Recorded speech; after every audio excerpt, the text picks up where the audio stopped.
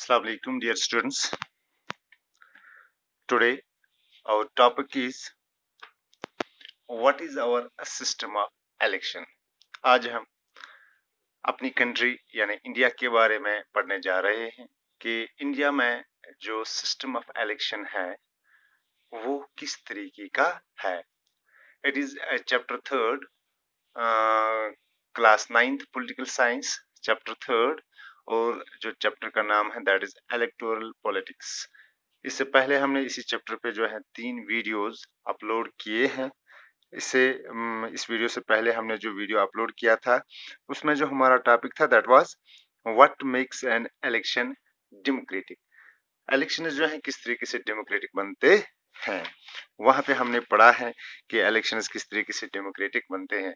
और आज का जो हमारा टॉपिक है that is what is our system of election in India. India का जो सिस्टम ऑफ इलेक्शन है वो किस तरीके का है.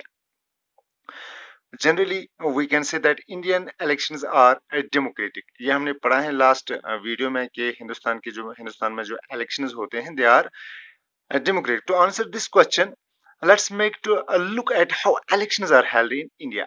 इसको अब क्या करना है, इसको अब देखना है कि किस ये डेमोक्रेटिक है. अब इसको प्रूव करने के लिए हम ये देखेंगे कि ये इलेक्शंस जो है किस तरीके से हेल्ड हो रहे हैं इंडिया में.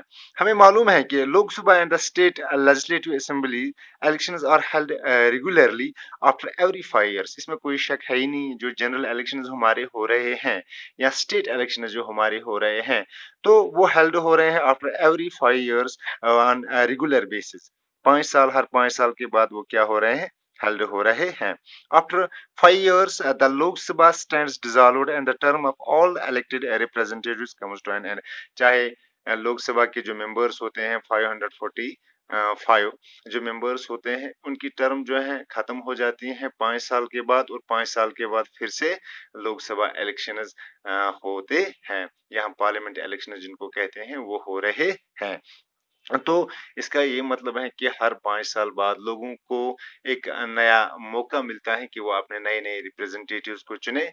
तो ये डेमोक्रेसी जिस कंट्री में हो वहां पे जो है इन इलेक्शंस के ये फीचर्स होते हैं कि 5 साल बाद होते हैं और लोगों के पास एक और मौका मिलता है.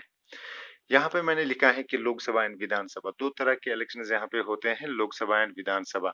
यानी लोकसभा एंड राज्यसभा भी उससे हम कहते हैं, lower house and upper house भी हम उससे कहते हैं. हमें पढ़ना है लोकसभा के इलेक्शंस यानी वो जिसमें लोग अपने रिप्रेजेंटेटिव्स चुनते हैं. इसको हम जनरल इलेक्शंस भी कहते हैं. जनरल इलेक्शन जो आफ्टर एवरी 5 years होते हैं. तो ये मेरे ख्याल से आपको समझ में आया होगा कि हिंदुस्तान में एक जनरल इलेक्शन होता है 5 साल के बाद. उसमें हम पार्लियामेंट के मेंबर्स जिनको हम एमपीज कहते हैं, मेंबर ऑफ पार्लियामेंट्स कहते हैं, यानी रिप्रेजेंटेटिव चुनते हैं जिसमें प्राइम मिनिस्टर उनका हेड होता है और जो पूरे मुल्क को चलाते हैं.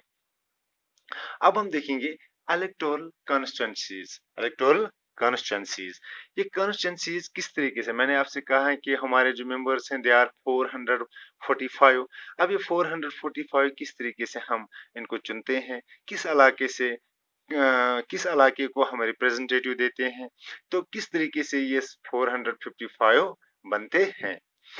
इलेक्टोरल कॉन्स्टिट्यूंसीज के बारे में मैं आपको बताऊंगा कि electoral area based system of representation यानी एरिया के हिसाब से, एरिया वाइज रिप्रेजेंटेशन के हिसाब से हमारे इंडिया में 545 मेंबर्स आते हैं.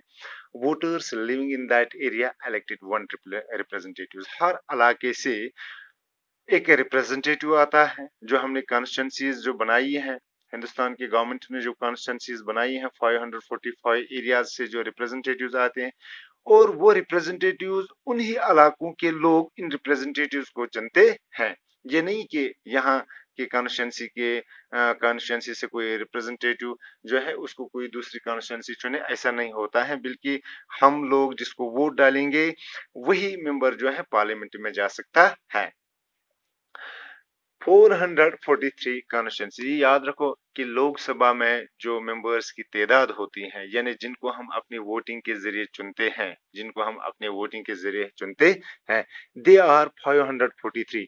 आप कहोगे सर अभी आपने कहा है 545, आप यहाँ पे कह रहे हो 543, लेकिन 543 वो मेंबर्स होते हैं किस इलेक्शन में? जनरल इलेक्शन में, जिनको लोग अपने वोटों के जरिए चुनते हैं।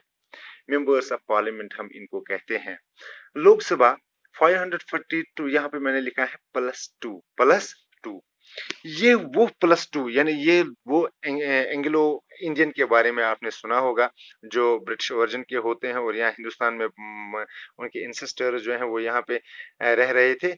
अब उनकी नुमाइंदगी जो है, उनकी पॉपुलेशन में से, उनकी कम्युनिटी में से प्रेसिडेंट जो है 2 लोगों को क्या करता है? मुंतखब करता है और वो लोकसभा में अपनी प्रेजेंस दिखाते हैं और उन 2 लोगों को इंक्लूड करके 545 मेंबर्स जो हैं बनते हैं। लेकिन इन 2 मेंबर्स के ऊपर वोटिंग नहीं होती है, ये डायरेक्टली उनकी एंग्लो इंडियन जो है उनकी कम्युनिटी से लिया जाता है उन मेंबर्स को, और उनको कौन इलेक्ट करता है? उनको डायरेक्टली प्रेसिडेंट इलेक्ट करता है। और उन 2 मेंबर्स के साथ जो हमारे लोकसभा के में सीट्स की तादाद होती बनती हैं, वो बनती हैं 445। ये आप याद रखो, 543 के ऊपर इलेक्शंस होते हैं और 2 जो सीट्स हैं वो रिजर्व रखी गई हैं किन के लिए? एंग्लो इंडियन, जो ब्रिटिश ओरिजिन के हैं, जो जिनके इंसेस्टर्स यहाँ पे रह रहे थे, माइनॉरिटी कम्युनिटी है, उनके उनकी कम्युनिटी से 2 रिप्रेजेंटेटिव्स को लिया जाता है और उनको डायरेक्टली जो है प्रेसिडेंट क्या करता है? प्रेसिडेंट उनको इलेक्ट करता है। इस तरीके से हमारे जनरल इलेक्शंस में जो कॉन्स्टिट्यूंसीज की तादाद है वो है 545। अब आप देखोगे, अब आप बताओगे सर ये कॉन्स्टिट्यूंसी जो है किस तरीके से बनाई जाती हैं? ये बनाई जाती हैं पॉपुलेशन के हिसाब से। फॉर एग्जांपल यहाँ पे मैंने एक इंडिया का नक्शा बनाया है, ये जम्मू कश्मीर है। अगर हम यहाँ की बात करेंगे, यहाँ पे 1, यहाँ पे 2, अगर हम यहाँ पे बात करेंगे, ये जम्मू कश्मीर में जो है 6 सीटें हैं। अगर हम जनरल इलेक्शन की बात करेंगे, इसी तरीके से बाकी जो स्टेट्स हैं या यूनियन टेरिटरीज हैं, यानी हर स्टेट, हर यूनियन टेरिटरी से पॉपुलेशन के हिसाब से, पॉपुलेशन की बेस पे इन कॉन्स्टिट्यूंसीज को रखा गया है। यानी हर स्टेट से रिप्रेजेंटेटिव्स आते हैं पॉपुलेशन के हिसाब से। अगर हम कश्मीर की बात करेंगे तो 6 रिप्रेजेंटेटिव जम्मू कश्मीर से जाते हैं पार्लियामेंट में। इसी तरीके से अगर हम यूपी की बात करेंगे तो उत्तर प्रदेश में सबसे ज्यादा मेजॉरिटी में जो है मेंबर ऑफ पार्लियामेंट्स आते हैं, 80 से भी ज्यादा मेंबर ऑफ पार्लियामेंट्स आते हैं। इसी तरीके से गोवा जो है वहां पे सिर्फ 1 मेंबर ऑफ पार्लियामेंट आता है। लेकिन हर एक यूनियन टेरिटरी और हर एक स्टेट से ये मेंबर ऑफ पार्लियामेंट्स आते हैं और हम ही लोग इनको चुनते हैं और उनको पार्लियामेंट में भेजते हैं। तो इस तरीके से ये कॉन्स्टिट्यूंसी बनाई जाती है। ये पूरी कॉन्स्टिट्यूंसी जो इंडिया में है दे आर 545। उसमें 543 के ऊपर वोटिंग होती है और 2 जो है रिजर्व रखी जाती हैं। एंग्लो इंडियन जो होते हैं उनको प्रेसिडेंट जो है नॉमिनेट करता है। इस तरीके से अगर हम देखेंगे कि पूरे हिंदुस्तान से जो ये नुमाइंदे आते हैं पार्लियामेंट में हम एज ए रिप्रेजेंटेटिव, तो इस तरीके से वो बाद में क्या बनाते हैं? यहाँ पे मैं एक बात आपको बताना भूल गया हूँ, वो ये है कि 545 इसमें से यानी निस्ब से ज्यादा 272, अगर हम 273 सीट्स जिस भी पार्टी के पास होंगी, जिस भी पार्टी के पास, उसको हम कहेंगे उसके पास मेजॉरिटी है और वो क्या कर सकते हैं? वो गवर्नमेंट बना सकते हैं। क्योंकि हिंदुस्तान के बारे में हमने पहले भी पढ़ा है कि यहाँ पे मल्टी पार्टी सिस्टम है, यहाँ पे एक पार्टी नहीं है, वन पार्टी सिस्टम नहीं है या 2 पार्टी सिस्टम नहीं है, बल्कि यहाँ पे मल्टी पार्टी सिस्टम है। यहाँ बहुत सारी पार्टी जो है इलेक्शंस में हिस्सा ले रही है। बीजेपी है, कांग्रेस है, बीएसएफ है, बहुजन समाज पार्टी है। इसी तरीके से बहुत सारी पार्टीज जो है यहाँ पे हिस्सा ले रही हैं। बाद में अगर किसी एक पार्टी को ये ज्यादा सीटें जो है नहीं मिली हैं, तो बाद में 2-3 पार्टियां जो है मिल जाती हैं और उनको वो दिखाती हैं कि हमारे पास नंबर्स हैं, 273 से प्लस नंबर्स हैं और वो क्या कर सकते हैं? वो हुकूमत बना सकते हैं। गठजोड़ जिसको हम कहते हैं, वो हुकूमत बाद में बना सकते हैं। तो ये मैंडेटरी है 273 से ज्यादा सीटें जो हैं, जो मेजॉरिटी वाली पार्टी हो उसे उसके पास ज्यादा ये होनी चाहिए, ये नंबर होना चाहिए, तब जाके उनका प्राइम मिनिस्टर बन सकते हैं, तब जाके उनकी हुकूमत बन सकती है। सिमिलरली अगर हम किन की बात करेंगे? स्टेट्स की बात करेंगे। Similarly in case of states, अगर हम स्टेट्स की बात करेंगे तो वहां पे क्या होता है? Each state has specific number of constituencies. जिस तरीके से पूरे इंडिया में हमने देखा है कि पार्लियामेंट इलेक्शंस में या जनरल इलेक्शंस में कितनी कॉन्स्टिट्यूंसीज हैं, और 543 कॉन्स्टिट्यूंसीज हैं। तो इसी तरीके से अगर हम स्टेट की बात करेंगे तो वहां पर नंबर ऑफ कॉन्स्टिट्यूंसीज जो है बिल्कुल इसी तरीके से रखी जाती हैं। अगर हम अर्स्ट वाइल स्टेट की बात करेंगे, state of Jammu and Kashmir की बात करेंगे जो कि आज यूनियन टेरिटरी है, तो इसकी जो सीट्स थी वो थी 87, वो थी 87। वहां पे सीट्स की तादाद जो है 87 थी। इसी तरीके से हर एक स्टेट में अलग अलग जो है कॉन्स्टिट्यूंसीज होती हैं। किसी में 200 होती हैं, किसी में 150 होती हैं, किसी में 100 होती हैं, किसी में ये पॉपुलेशन के हिसाब से, ये इलाकों के हिसाब से तय किया जाता है कि किस स्टेट में कितनी कॉन्स्टिट्यूंसीज होनी चाहिए। उसके बाद बिल्कुल प्रोसीजर सेम रहता है कि फॉर एग्जांपल अगर हम जम्मू कश्मीर की बात लेंगे तो यहाँ पे 87 सीट्स थी, और जिसके पास 44 सीट्स होती थी, जिसके पास 44 सीट्स होती थी, तो वो गवर्नमेंट बना सकता था। सेम प्रोसीजर होता है जो जनरल इलेक्शन के लिए प्रोसीजर है, उसी तरीके से वोटिंग भी होती है, उसी तरीके से सब कुछ होता है स्टेट इलेक्शंस में। Elected leaders are known as MLAs. जहां अगर हम जनरल इलेक्शन की बात करेंगे या लोकसभा इलेक्शन की बात करेंगे, तो लोकसभा इलेक्शन में हम जो लीडर्स चुनते हैं, जो रिप्रेजेंटेटिव चुनते हैं, उनको हम मेंबर ऑफ पार्लियामेंट कहते हैं, एमपीज कहते हैं, मेंबर ऑफ पार्लियामेंट। और स्टेट में जो जिन रिप्रेजेंटेटिव्स को हम चुनते हैं उनको हम एमएलएज कहते हैं, मेंबर ऑफ लेजिस्लेटिव असेंबली कहते हैं।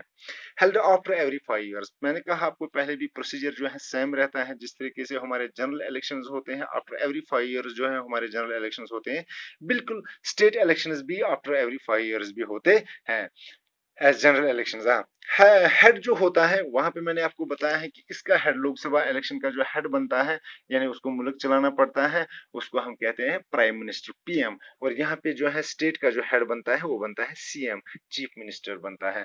और उसी पार्टी का चीफ मिनिस्टर बनता है जिसके पास मेजॉरिटी हो, जिसके पास मेजॉरिटी हो। और यहाँ पर भी ये पॉसिबल है कि 2-3 पार्टियां जो है मिलकर जो है हुकूमत बना सकती हैं।